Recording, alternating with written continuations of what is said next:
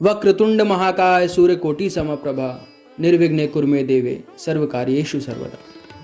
नमस्कार दोस्तों, स्वागत है आपका आज के वीडियो में। दोस्तों, आज का जो वीडियो है, आज की जो कहानी है, वह हमारे चतुर्थ ज्योतिर्लिंग मध्य प्रदेश में स्थित ओमकारेश्वर की कहानी है।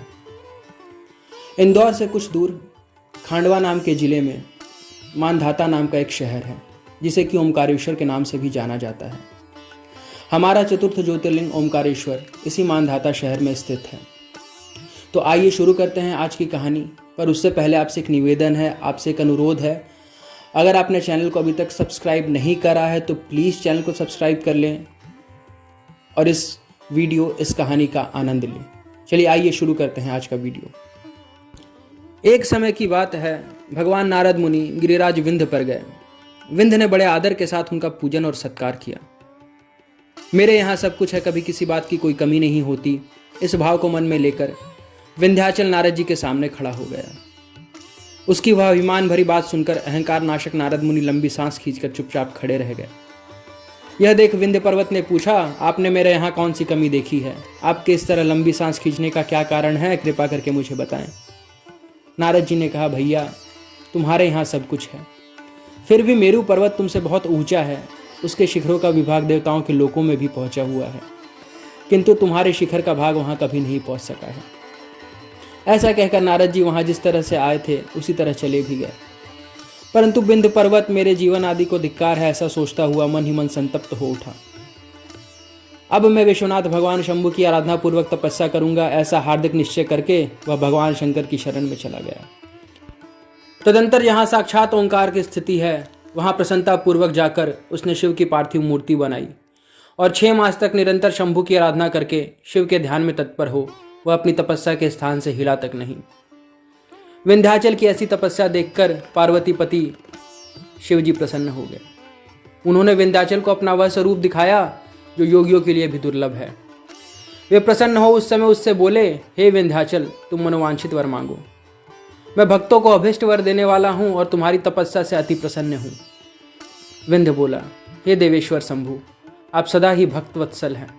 यदि आप मुझ पर प्रसन्न हैं तो मुझे वह अभिष्ट बुद्धि प्रदान कीजिए जो अपने कार्य को सिद्ध करने वाली हो। भगवान शंभु ने उसे वह उत्तम वर दे दिया और कहा, हे पर्वतराज विंध्य, तुम जैसा चाहो वैसा करो। उसी समय देवता तथा निर्मल अंतःकरण वाले ऋषि वहां आए और शंकर जी की पूजा करके बोले, हे प्रभु, आप यहाँ स्थित रूप से निवास करें।